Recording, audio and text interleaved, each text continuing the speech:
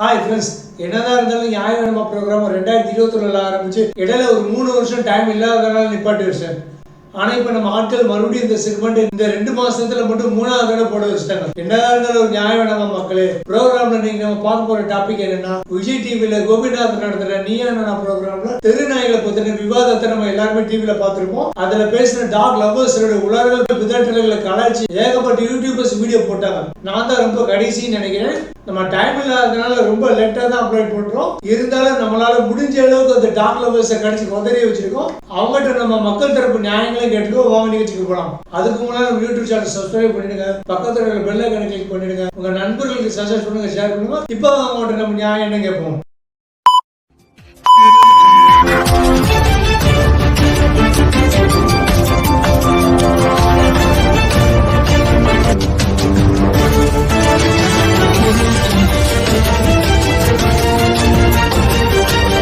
நான் பக்கத்து தெருல இருந்து வரேன். இப்ப என்னைய கடிச்சு போடுமே. உங்களுக்கு கண்டிப்பா கடிக்கும். அது வராதீங்க. அப்படி வரீங்க அப்படின்னா பாதுகாப்போட வாங்க. இவர் இப்படியே விட்டா இன்னமும் பேசுவாரு, இதுக்கு மேலே பேசுவாரு. இந்த கடிவாய் கப்பி என்ன பேசியிருப்பாரு, நான் அவர் பாணிலே பேசி காமிக்கிறேன். இது மட்டுமா, நாய்களை பணக்காரர்கள் ஆகிறது. அதாவது இன்னைக்கு நடந்து போறீங்க, நாளைக்கு நாய்க்கு பயந்து ரோட்ல நடக்கிறதுக்காக இன்னும் அதிகமா உழைச்சு சைக்கிள் வாங்குவீங்க, அடுத்த வாரம் பைக் வாங்குவீங்க, அடுத்த மாசம் கார் வாங்குவீங்க. ஏன் ஹெலிகாப்டர் வாங்கக்கூடிய யோகம் உங்களுக்கு நாயினால வரக்கூடிய வாய்ப்பு இருக்கு. இது ராஜயோகம் இல்லைங்க, நாய யோகம், பைரவ யோகம். இப்படியே விட்டு அந்த கடிவாய் கப்பி இப்படிதான் பேசிக்கிட்டு இருப்பாரு. நாய் தான் கடிக்கத்தான் செய்யும், ஏன் வெளியில போறீங்க இருக்கிறாரு. ஐயா, நாளைக்கு உங்க வீட்டுல உங்க குழந்தைக்கு ராத்திரி உடம்புக்கு முடியாம போயிடுச்சுன்னா நீங்க வெளியே வரத்தானே செய்வீங்க, மெடிக்கல் ஷாப் போகத்தானே செய்வீங்க. அப்ப நாய்கிட்ட போய் respected doctor sir, sorry for disturbance, as my child is suffering from fever, I am not able to attend my other homes, so please grant me only one hour permission for going to medical shop. நீங்க நாய்கிட்ட கெஞ்ச முடியுமா? நீங்க பேசி முடிக்கிறீங்களா, அது உங்களை கம்மி சாப்பிட்டு முடிச்சிடும். பெண்கள் எமர்ஜென்சிக்கு ரோட்ல வெளியே போக கூடாதா? அப்புறம் ராத்திரி நைட் ஷிஃப்ட் வேலைக்கு போறவங்க, ராத்திரி வியாபாரத்தை முடிச்சு மளிகை கடையை, பலசர கடை, காய்கறி கடையை மூடிட்டு வர்றவங்க, விடிய கால பேப்பர் போடுறவங்க, பால்காரங்க, ராத்திரி விடிய காலையில தங்களோட தொழில பண்ணக்கூடாதா? இவங்க தொழில் ஒரேடியா நுடிச்சு போனா நீங்க வந்து சாப்பாடு போடுவீங்களா? கடிவாய் கோபி சார், ஸ்ட்ரீட் டாக்டர் பண்ற அட்ராசிட்டியை பத்தி பாருங்க சார். என் கண்ணு முன்னாடியே என் குழந்தைய ஒரு 8 நாய் சுத்தும் போது எனக்கு உயிரே கையில இல்ல சார். பையன் திரும்ப கேட் லாக் பண்ணிட்டு உள்ள வரதுக்குள்ள 8 நாய் சேர்த்து சுத்திருச்சு சார். ஒரு நாய் கச்சா போறாளுங்க, சுத்தி 4 நாய் 10 நாய் கச்சா உங்களுக்கு ஓகே? உங்களுக்கு குழந்தை வந்து விளையாடவே போக முடியறது இல்லைங்க சார். கேட்டு திறந்து வச்சா உள்ள வந்துருது. ஓடி வந்து கிராஸ் பண்ணுச்சு. சேவ் பண்ணணும்னு சொல்லிட்டு நான் பிரேக் போட்டு விழுந்து கை கால் எல்லாமே ஃப்ராக்சர். நாய் கடிக்கு 4 ஊசி போடணுங்க. 7வது நாள் ஒரு ஊசி, 28வது நாள் ஒரு ஊசி. நாங்க ஏன் போடணும்? பாத்தீங்களா சார், கார்ல ஒரு நீல ஒரு நாளைக்கு கார்ல போறதை நிப்பாட்டிட்டு உங்க குழந்தைங்க கூட உங்க மனைவி கூட புதுசா 2 தெருவுல நடந்துவாங்க. அப்பதான் புது ஜனங்களோட கஷ்டம் உங்களுக்கு புரியும். அதுக்கெல்லாம் தெம்புல விட்டுடுங்க. கால்களில் கைகளில் தசை ஆழமாக போய் கடிச்சிருந்தா ரேபிஸ் இம்யூனோகுளோபின் ஒரு வேக்சின், அது ஒரு டோஸ் போடணும். அதுக்கு 10,000 to 20,000 வரைக்கும் செலவாகும். பேசாம இந்த ஸ்ட்ரீட் டாக்னால இவ்வளவு செலவுகள் கவர்மெண்ட்டுக்கு வர்றதுனால பேசாம இந்த டாக் லவர்ஸ் நீங்க எல்லாருமே பணம் போட்டு இந்த ஃபண்டை கவர்மெண்ட்டுக்கு கொடுத்தீங்கன்னா கவர்மெண்ட் அதோட வேலைகளை பார்த்துக்கிட்டு இருக்கோம். அவங்களும் நிறைய ஷெல்டர்களை உருவாக்கி நாயை பாதுகாக்க ஆரம்பிப்பாங்க. மக்களுக்கு கொஞ்சம் உஷாராயிடுவாங்க. CM Stalin sir Google Pay number அனுப்பட்டுமா, இல்ல அவங்க அடிச்சிடுவாங்கன்னு பயமா இருந்தா ஒண்ணும் இல்ல, நீங்க ஆளுக்கு ஒரு ஸ்ட்ரீட் டாக ஃபேவரட் டாகா செலக்ட் பண்ணி வச்சுக்கோங்க. உங்க ஃபேவரட் ஸ்ட்ரீட் டாக் ஒரு ஆளை கடிச்சா அந்த ஆள் குடும்பத்துக்கு ஒரு 30,000 ரூபாய் நீங்க கொடுத்தீங்கன்னா போதும். அந்த ஆளோட உயிர் ஒருவேளை போயிடுச்சுன்னா ஒண்ணுமே இல்ல, பேனிக்காக வேண்டாம். உங்க மேல ஒரு மர்டர் கேஸ் போடுவோம். ஒரு ஜாலியா நீங்க ஒரு 10 வருஷம் ஜெயில இருக்கலாம். அவங்க ஒரு அக்ரிமெண்ட் ரெடி பண்ணிடலாமா? சொல்லுங்க டாக் லவர்ஸ், என்னதான் ஒரு நியாயம் வேண்டாமா? பிள்ளைகளை பெரும்பாலும் தாக்கியது குரூப்பா வந்து அட்டாக் பண்றப்ப கஷ்டமா இருக்கு. குழந்தைங்க விக்டிம்ஸ், ஆனா அக்யூஸ்ட் வந்து டாக்ஸ் கிடையாது. அதை அமேண்டன் பண்ணவங்க, குற்றவாளிகள் வந்து அவங்கள தான். என்னங்க பேசிக்கிட்டு இருக்காரு? இல்ல கிறுக்கு முடிச்சிருச்சு அவனுக்கு. அது எப்படிங்க தம்பி அபாண்டட் நாய்கள் கடிச்ச பிறகு அதை பிடிச்சி உன்னோட ஓனர் யாரு, அவரோட ஐடி கார்டு எங்க, உன்னோட ஐடி கார்டு எங்க, அவரோட வீடு எங்க இருக்குன்னு நாயிட்ட போய் விசாரிச்சுட்டு இருக்க முடியுமா? அந்த நாய் சரியா பதில் சொல்லாம உங்களை பார்த்து முளைச்சா, உங்களை பார்த்து குறைச்சா சிபிஐ வச்சு என்கொயரி பண்ண முடியுமா? என்ன தம்பி இப்படி விவரமே இல்லாம பேசிக்கிட்டு இருக்கீங்க? அந்த நாயை கண்ட்ரோல் பண்ண முடியாது, எதுக்கு அவர் வளர்க்கணும்? எதுக்கு அபாண்டடா தெருவில் விடணும்? பேசாம ஏதாவது மிருகங்கள் காப்பாத்துக்கு கொடுத்துடலாமே. இப்ப எல்லாம் ஃபாரின் நாய்கள் சைஸ் எல்லாம் பார்த்தா எஜமானர்களோட டபுள் மடங்கு சைஸா இருக்கு. இந்த மாதிரி பெரிய நாய்கள் பெருசா குட்டியா இருக்கிற வரைக்கும் இதுக்கு கழுத்துல கயிறு போட்டு எஜமானர்கள் வாக்கிங் போவாங்க. இந்த நாய்கள் பெரியதானதுக்கு அப்புறம் எஜமானர்கள் இது கழுத்துல கயிறு கூட்டிட்டு வாக்கிங் போறாங்களா, இல்ல எஜமானர்கள் கழுத்துல கயிறு போட்டு நாய்கள் வாக்கிங் கூட்டிட்டு போகுதான்னு பாக்குற நமக்கே கன்ஃபியூஷனா இருக்கும். என்ன இருந்தாலும் ஒரு நியாயம் வேணுமா தம்பி? அவங்க இறக்க அந்த ஓனர் இறக்குற வரைக்குமோ அந்த நாய் இறக்குற வரைக்குமோ அந்த நாய் அவங்க கிட்ட இருக்கணும். சிக்கலை சரி பண்ணணும்னா நம்ம அவங்களை என்ன சொல்றதுன்னா ஒழுங்குபடுத்துறது. அந்த பெண்ணை வந்து துரத்துற நாய் கடிக்குதுன்னா அதை வந்து யார் வந்து இல் ட்ரீட் பண்ண வேற யாரு? நீங்க தான் தம்பி. இப்படியே பேசிக்கிட்டே இருந்தீங்கன்னா எங்களுக்கே வெறி பிடிக்கிற மாதிரி இருக்கு, நாய்க்கு வெறி பிடிக்காம இருக்குமா? அவர் சொல்யூஷன் என்னன்னு கேட்டுக்கிட்டு இருக்காரு. நீ என்னடா நாய்க்கு ட்ரைனிங் கொடுத்தது யாரு, நாய் இல் ட்ரீட் பண்ணது யாரு, நாயோட ஓனர் யாருன்னு விசாரிக்க சொல்லிட்டு இருக்க. கொஞ்சமாவது சென்ஸோட பேச வேண்டாம். ஓனர் யாருன்னு கண்டுபிடிச்சு அவார்டு கொடுக்கவா? உங்க வீட்டு பொண்ணோ இல்ல உங்க வயசான அம்மாவோ இல்ல உங்க ஒய்ஃபோ சாரி ஊற்றிட்டு ரோட்ல நடக்கும்போது 10 நாய்கள் தோத்தனா இப்படிதான் முறைப்படுத்த வேண்டும், ஒழுங்குபடுத்த வேண்டும். அந்த நாய்கள் கடிச்ச பிறகு அந்த நாயோட ஓனர் யாருன்னு அந்த நாய்கிட்டே விசாரிச்சு அவரும் அந்த நாயால கடிபட்டுக்காரான்னு விசாரிச்சு இந்த 2 பேரும் இப்ப உயிரோடு இருக்காங்களான்னு ஒரு 4 மாசம் வெயிட் பண்ணி பார்க்கணும். அதுக்கப்புறம் உங்க வீட்டு பொண்ணுங்களுக்கு ட்ரீட்மெண்ட் கொடுத்தா போதும் சொன்னா ஓகேவா? என்ன இருந்தாலும் ஒரு நியாயம் வேணுமாப்பா? அவன் கிடக்குறான்டா மயிராண்டி. நம்ம வீட்டை விட்டு கிளம்புறதுக்கு முன்னாடி நம்ம ஒரு அண்டர்ஸ்டாண்டிங்கோட வரணும் சார். இங்க நாய் இருக்கும், பிரச்சனை இருக்கும், அண்டர்ஸ்டாண்டிங்கோட வரணும் சார். முடியலடா.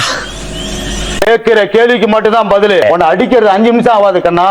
என்னது? வீட்டை விட்டு கிளம்புறதுக்கு முன்னாடி நம்ம ப்ரிகாஷன்ஸோட பண்ணுவோம்.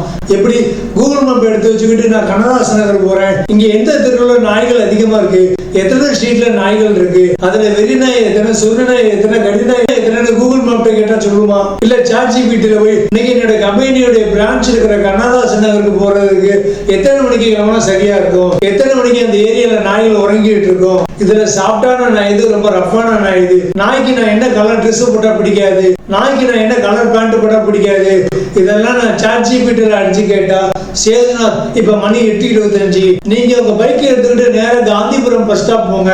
அங்க பக்கத்துல இருக்கிற பிள்ளையார் கோவில் வழியா நீங்க லெஃப்ட் சைடு போனீங்கன்னா முரளி ஸ்டோர் வரும். அதுக்கு பக்கத்துல ஒரு குறுக்கு சந்து வரும். அந்த சந்து வழியா போய் நீங்க லெஃப்ட் சைடு கட் பண்ணீங்கன்னா கண்ணதாசன் நகர் புக்கு ரோடு வரும். அந்த ரோட நீங்க பிடிச்சுக்கிட்டு வெஸ்ட் சைடு நீங்க டர்ன் பண்ணி போனீங்கன்னா சவுத் சைடு இருக்கிற ஸ்ட்ரீட் டாக்ல உங்களை பார்க்க முடியாது. அதுக்காக நீங்க திருப்பி வடக்கு பக்கம் போனீங்கன்னா ரொம்ப டேஞ்சர், ரொம்ப ஜாக்கிரதை. நாய்களை விட ரொம்ப டேஞ்சரான டாக் லவர்ஸ் அந்த ஏரியால நிறைய பேர் இருக்காங்க.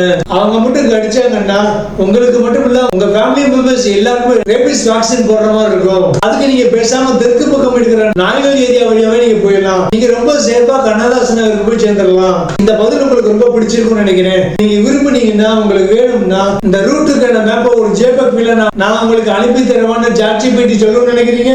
சொல்லாது. இன்னைக்கு நீ ஆபீஸ்க்கும் போவேனா பிரான்ச்சுக்கும் போவேனா பேசாம வீட்லயே படுத்து போட்டுட்டு தூங்கல நான் தானா லாக் அவுட் ஆயிடும். ஏதாவது கொஞ்சமாவது யோசிச்சு பேசு தம்பி. வீட்டுல இருந்து ரோட்ல இறங்கும் போது ப்ரீகாஷனோட போகணுங்கிறதுக்கா சிவாஜி படத்துல ரஜினி படத்துல கவசோட ட்ரெஸ் மாதிரியா போட்டுக்கிட்டே ரோட்ல இருக்கிறது லாஜிக் கூட பேசு தம்பி. மைக் கொடுத்தவனே என்ன வேணாலும் பேசலாம் நினைக்க கூடாது. என்ன இருந்தாலும் ஒரு நியாயம் வேணுமாப்பா? ஒரு டாக் வந்து பக்கத்துல நம்மள மோந்து பார்த்துச்சுனாலே நம்ம வீட்லயோ நம்மள சுத்தியோ டாக் இருக்கு அப்படின்னு தெரிஞ்சா நம்மள வந்து ஸ்மெல் பண்ணும். ஓஹோ, புரியும். என்ன பாக்குற? ஷாக்கா இருக்கா? இருக்கும்டா. ஏன்டி நாய் மூத்த பார்த்து ஸ்மெல் பிடிச்சி என்ன பண்ண போகுது? நம்ம வீட்டை பொட்ட நாய் இருந்தா அதுக்கு Facebookல ஃப்ரெண்ட் ரிக்வெஸ்ட் அனுப்பி அதை லைக் பண்ணி அதை ஃபாலோ பண்ணி அதை பிக்கப் பண்றதுக்கா? இந்த உலகத்துல தான் இருக்கீங்க மேடம். சரி, அப்புறம் நம்ம வீட்டுல நாய் இல்லைன்னா வீட்டுக்கு ஒரு நாய் வளர்ப்போம்னு கவர்மெண்ட் ரூல்ஸ் போட்டிருக்கு. உங்க வீட்டுல ஒரு பொட்ட நாய் கூட இல்லைன்னா அது நம்ம மேல பாஞ்சு கடிக்கிறதுக்கா? என்ன மேடம் பண்றீங்க? என்ன பேசுறீங்க? ஏதாவது ஒரு நியாயம் இருக்கா மேடம் நீங்க பேசுறதுல? என்ன பதில் சொல்லுவ? ஆமான்னு உண்மையை ஒத்துக்க முடியுமா?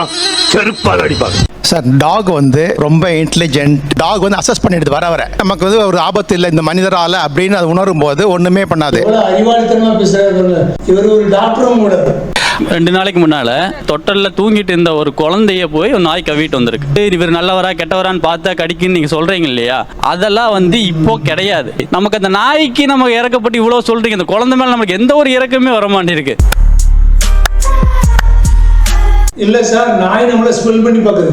அது அதனுடைய குணாதிசயம். நம்மளால ஆபத்துகள் இருக்குன்னு தெரிஞ்சா கடிக்கணும்னு சொல்றீங்க. அதாவது மனுஷங்களோட ஏரியா வீடு, நாய்களோட ஏரியா தெருவுன்னு சொல்றீங்க. நீங்க தெருவுல இறங்கி நடக்கிறதுனாலதான் அது உங்களை வந்து ஸ்மெல் பண்ணி பாக்குது. நீங்க கெட்டவங்களா இருந்தா கடிக்கன்னு சொல்றீங்க. அதுக்காக மனுஷங்க, குழந்தைங்க, பெண்கள் இதுக்காக தெருவில் இங்க நடக்காம நாய்க்கடியில இருந்து தப்பிக்கிறதுக்கா வானத்துல பறந்தா போக முடியும், இல்ல காத்துல அப்படி மதந்தா போக முடியும்? என்ன சார் பேசுறீங்க? ஒரு டாக்டரா இருக்கீங்க, நம்ம என்ன காஷ்மீர் தீவிரவாதியா? ஸ்மெல் பண்ணி அதை நம்மள போலீஸ் கிட்ட பிடிச்சு கொடுக்க போகுதா, இல்ல நம்ம ஆபத்தானவனு தெரிஞ்சு நம்ம அட்டெம்ப்ட் மர்டர் கேஸ் ஃபைல் பண்ண போகுதா? சார், நாய் ஒரு அஞ்சறிவு ஜீவன். அது ஸ்கேனர் வச்சுக்கிட்டு ஆபத்தானவே ஆபத்து இல்லாதவன் பெரியவன் சின்னவன் குழந்தை அப்படிலாம் பார்க்காது. வெறி வந்துருச்சுன்னா வெறி பிடிச்சிருச்சுன்னா வளர்க்குற எஜமானா இருந்தாலும் கடிச்சு உதறத்தான் செய்யும். என்ன சார் இது கூட தெரியாம ஒரு டாக்டரா இருக்கீங்க? என்ன இடத்துல ஒரு நியாயம் வேணுமா சார்? டேய் அவன் செத்துட்டான்டா. பிறப்போக்கும் எல்லா உயிருக்கும்னு வள்ளுவர் சொல்லியிருக்காருல்ல, இறக்கம்ன்றது எல்லா உயிரினத்திலும் இருக்கணும்னு தான் சொல்றோம். பார்த்த மேடம் பேசுனது இந்த மேடத்துக்கு நான் பதிலடி கொடுக்கணும் தேவையில்லை போல இருக்கு. இந்த டாக் ஷோல ஒரு அண்ணன் சூப்பரா கவுண்டர் கொடுத்துருக்காரு அந்த ஆண்டிக்கு. அது என்ன நீங்க கொஞ்சம் பாருங்க. உங்களை ஒரு கொசு கடிச்சிச்சுன்னா என்ன பண்ணுவீங்க? அது கொசு கடிச்சிச்சுன்னா அதை தட்டுவோம், அடிப்போம். அது செத்துரும் இல்லையா? வந்து இப்ப நான் என்ன உங்கள்கிட்ட சொல்றது? கரப்பா மூச்சு ஏன் கொல்றீங்க, ஏன் கொசுவை கொல்றீங்க? எனக்கு அதுக்கு பதில் சொல்லுங்க. அது உயிர் கிடையாதா? அது ஒரு உயிர் தான், இல்லைன்னு சொல்லல.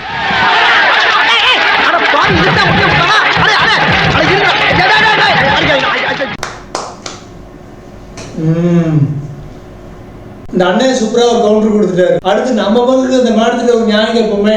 பிறப்புக்கும் எல்லா உயிருக்குன்னு சொல்ற இந்த மாதிரி மேடம்கள் தான் வாரம் சண்டே பீஃப் கிடைக்கும், மட்டன் கிடைக்கும், ஹஸ்பண்டுகளை அனுப்பிட்டு பிரியாணி எப்படி ரெடி பண்றது யூடியூப் பார்த்துக்கிட்டு இருப்பாங்க. இவங்களுக்கு ஃபிஷ் சிக்கன் முட்டை சாப்பிடாம இருக்க முடியாது. ஹோட்டல்ல பீஃப் கறி மட்டன் கறி சாப்பிடுறேன்னு அதுல நாய்கறியும் மிக்ஸ் பண்ணிருப்பாங்க கூட தெரியாம தின்னுகிட்டு we love dogs வாயிலே பேசுவாங்க. இந்த நாய்கறி மிக்சிங் இஷ்யூ ஏற்கனவே 2018 பேப்பர்ல வந்துருச்சு. அது ஃபேக் நியூஸ் பின்னால சொல்லிட்டாங்க.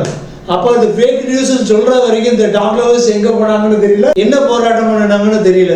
சரி, சாப்பாடு வேண்டாம், இவங்க யூஸ் பண்ற ஹேண்ட்பேக், சீப்பு, லிப்ஸ்டிக், பிரஷ், செருப்பு எல்லாமே மிருகங்களுடைய தோல், கொம்பு, பல்லுல இருந்து செய்யப்பட்டது தானே. இவங்க குடிக்கிற பாலை கண்ணுக்குட்டி குடிக்கிறதுக்கு முன்னாலே இவங்க கறந்து குடிச்சுட்டு தான் கண்ணுக்குட்டியே குடிப்பாங்க. அப்பெல்லாம் அந்த கண்ணுக்குட்டி பாவமா தெரியலையா? மிருகங்களுடைய தோல், கும்பு, பல்லிலிருந்து செய்யப்பட்ட சாதனங்கள் எல்லாத்தையும் நல்லா யூஸ் பண்ணிக்கிட்டு பிறப்புக்கும் எல்லா உயிருக்குன்னு சொல்லுவாங்க. அதுக்கு மேலே சொல்லுவாங்க, மேடம் கொசு உங்களை கடிச்சா மலேரியா டெங்கு வரும்னு நீங்க கொசு அடிக்கிறீங்க கொள்றீங்க. அப்ப நாய்களை கடிச்சா எங்களுக்கு ரேபிஸ் வரும்னு நாங்க நாயை கொள்ளக்கூடாதா? ஒரு நாய் கடிச்சு சாகர தருவாயில் இருக்கிற மனுஷனுடைய கண்டிஷனை பாத்தீங்கன்னா உங்களுக்கே உயிர் வாழ தோணாது மேடம். என்ன இருந்தாலும் ஒரு நியாயம் வேணாமா மேடம்? பிறப்போக்கும் எல்லா உயிருக்குங்கிற சித்தாந்தம் முதல்ல மனுஷங்கிட்ட இருந்து ஆரம்பிக்கணுங்கிறதுக்காகத்தான் திருவள்ளுவர் திருக்குறள மனுஷங்களுக்கு எழுதியிருக்காரு. நாய்களுக்கும் கொசுகளுக்கும் டைனோசர்களுக்கு எழுதல. அவளே அகிம்சையை புதிக்கிற மகாத்மா காந்தியே நம்மளை தாக்க வருது கண்ணுக்குட்டியா இருந்தாலும் அதை கொள்றது தப்பே இல்லைன்னு சொல்லியிருக்காரு. இதெல்லாம் தெரியாம ஏன் மேடம் பேசிக்கிட்டு இருக்கீங்க? என்ன இருந்தாலும் ஒரு நியாயம் வேணாமா மேடம்? அதான் பதில். நீங்க வந்து ஃபீட் பண்றதுனால வர ப்ராப்ளம். நாய் பெருகிற காரணமே அனிமல் லவர். கவர்மெண்ட் பார்த்தா அப்புறம் எதுக்கு சார் நீங்க வந்து சோறு போடுறீங்க ரோட்ல? இல்ல இங்க போடல, ஷெல்டர்ல நீங்க போடுறீங்களா? அவசியம் இல்ல. நாய்கள் இப்படி தெருவில் சாப்பாடுக்காக அலைகிறது யார் காரணம்? டாக் லவர்ஸ் நீங்க தான் காரணம். நீங்க சும்மா டிவில நம்ம கையில மைக்கு கொடுத்துருக்காங்க, நம்ம முகம் டிவில வரும், நம்ம பேசுறது வரும், நம்ம பப்ளிசிட்டி ஆயிடலாம், நம்ம ஃபேமஸ் ஆயிடலாம், நமக்கு சினிமா சான்ஸ் நிறைய வரும். சும்மா ஷோல நடிச்சுக்கிட்டு ஷோ காமிச்சுக்கிட்டு இருக்கீங்க. பொது ஜனங்களை விட உங்களை மாதிரி டாக் லவர்ஸ் தான் நிறைய இடங்களை போய் நாய்க்கு வண்டியில சாப்பாடு கொண்டு போய் தெருவில் உள்ள நாய்களுக்கு கொடுக்குறீங்க. சில நேரம் நைட்டு ரகசியமா கொடுத்துக்கிட்டு இருக்கீங்க. நீங்க உண்மைக்கே ஒரு டாக் லவர்னு என்ன பண்ணணும்? அந்த நாய் இருக்கிற இடத்துக்கு நீங்க போய் தட்டுல சாப்பாடு வைக்க கூடாது. அந்த நாயை உங்க இடத்துக்கு கொண்டு வர வைக்கணும், உங்க வீட்டுக்கு கொண்டு வர வைக்கணும். டெய்லி விதவிதமான சாப்பாடு வைக்கணும். தெருவில் நாய் இருக்கிறதுனால இந்த பிரச்சனைகள் வருது. தெரு நாய்களே இல்லாம ஆக்கிட்டா அதுக்காக தெரு நாய்களை நான் கொல்லணும்னு சொல்ல வரல, அதுக்கு ஏபிசி இன்ஜெக்ஷன் போடணும்னு சொல்ல வரல. அதை விட ஒரு சூப்பரான ஐடியா, சிம்பிளான ஐடியா, கவர்மெண்ட்டுக்கு செலவே இல்லாத ஐடியா, மக்களுக்கு பாதுகாப்பான ஐடியா என்னன்னா தெரு நாய்களை நீங்க முதல்ல உங்க வீட்டு நாய்கள் ஆக்குங்க. உங்க வீட்டுல இருக்கிற இம்போர்ட்டட் ஃபாரின் நாய்கள் எல்லாத்தையுமே திருப்பி எக்ஸ்போர்ட் பண்ணிட்டு தெருவில் இருக்கிற நாய்களை தத்தெடுங்க. அதுக்கு உங்க வீட்டுல ஒரு ஷெல்டர் கட்டி வச்சு டெய்லி இதுக்கு மட்டன், சிக்கன் நல்ல சுவையான சாப்பாடு கொடுங்க. தீபாவளி பொங்கலுக்கு அதுக்கு ட்ரெஸ் எடுத்து கொடுங்க. யாரு வேணாம்னு சொன்னா எதுக்கு ஃபாரின் நாய்களுக்காக லட்சக்கணக்கில் செலவு பண்றீங்க? ஃபாரின் நாய்களை அப்படியே கட்டி அனுப்பிச்சு கொஞ்சிட்டீங்க, முத்தம் கொடுக்குறீங்க, அதை அப்படியே செல்ஃபி எடுத்து me with Jimmy, me with tiger அப்படியே சோசியல் மீடியால அப்லோட் பண்றீங்க. ஏன் தெரு நாய்கள் இந்த மாதிரி செல்லமா வளருங்க, அதை கட்டி அணிங்க, கொஞ்சங்க சோசியல் மீடியால அப்லோட் பண்ணிட்டு ஐ ஆம் ரியல் டாக் லவர் அப்படின்னு சொல்லுங்க. அதனுடைய எச்சில் சலிவா உங்க மேல பட்டா மட்டும் ரேபிஸ் நோய் வரும்னு ஒரு பயம் வருதுல. அப்ப கடி வரவங்களுக்கு இதே மாதிரி ஒரு பயம் வரத்தானே செய்யும். உங்களுக்கு வந்தா ரத்தம், மத்தவங்களுக்கு வந்தா தக்காளி சட்னியா?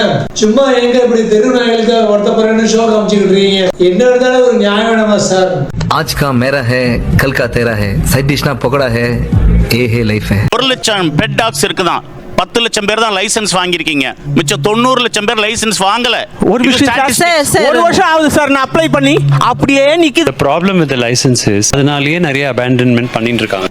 பாரு, நாய்களுக்கு கவர்மெண்ட் லைசன்ஸ் கொடுக்க மாட்டேங்கிறான்னு சார் ரொம்ப வருத்தப்படுறாரு.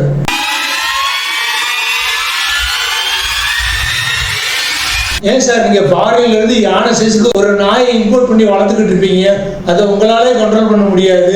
அந்த நாயை ரோட்ல கூட்டு நீங்க வாக்கிங் போவீங்க, பார்க்குக்கு கொண்டு போவீங்க, எங்கதான் நாய்களுக்கு ஃப்ரீ அட்மிஷன் உண்டோ அங்கெல்லாம் கொண்டு போவீங்க. குழந்தைங்க பெரியவங்க வயசானவங்க பயப்படுவாங்க. அவங்க பார்க்குக்கு வர்றது மனசை ரிலாக்ஸ் பண்ணி சந்தோஷமா இருக்கிறது தான். அங்கேயும் உங்க நாய் பார்த்து மிரண்டுகிட்டு இருக்கவா, பார்க்கல உங்க நாய் குழந்தைங்களை பெரியவங்களை கடிச்சா என்ன ஆகும்? உங்க மேல கொலைகேஸ் வரும். உங்க நாய்க்கு மாஸ்க்கும் போட்டு வர மாட்டீங்க, கேட்டா நாய்க்கு வீசிங் ப்ராப்ளம் இருக்குன்னு சொல்றீங்க. அப்ப இது பப்ளிக் நியூசன்ஸ் தானே. உங்களுக்கு ஜனங்கள் முக்கியம் இல்ல, உங்க நாய் தான் முக்கியம். ஆனா கவர்மெண்ட்டுக்கு நாயை விட ஜனங்கள் தான் ரொம்ப முக்கியம். அப்ப கவர்மெண்ட் ஏகப்பட்ட டாக்குமெண்ட் பேப்பர் லைசன்ஸ் கேட்கதான் செய்வாங்க. இப்படி ஒரு ஸ்ட்ரிக்ட் ரூல்ஸ் இருக்குன்னு தெரிஞ்சு ஏன் ஃபாரின் நாய்களை இம்போர்ட் பண்றீங்க? ஏன் அதுகளை இவ்வளவு விலை கொடுத்து வாங்குறீங்க? ஏன் அதை வளர்க்குறீங்க? அப்புறம் லைசன்ஸ் வாங்க கஷ்டமா இருக்குன்னு அபாண்டன்ட் அதை தெருவில் விடுறீங்க. அப்ப நீங்க தானே குற்றவாளி.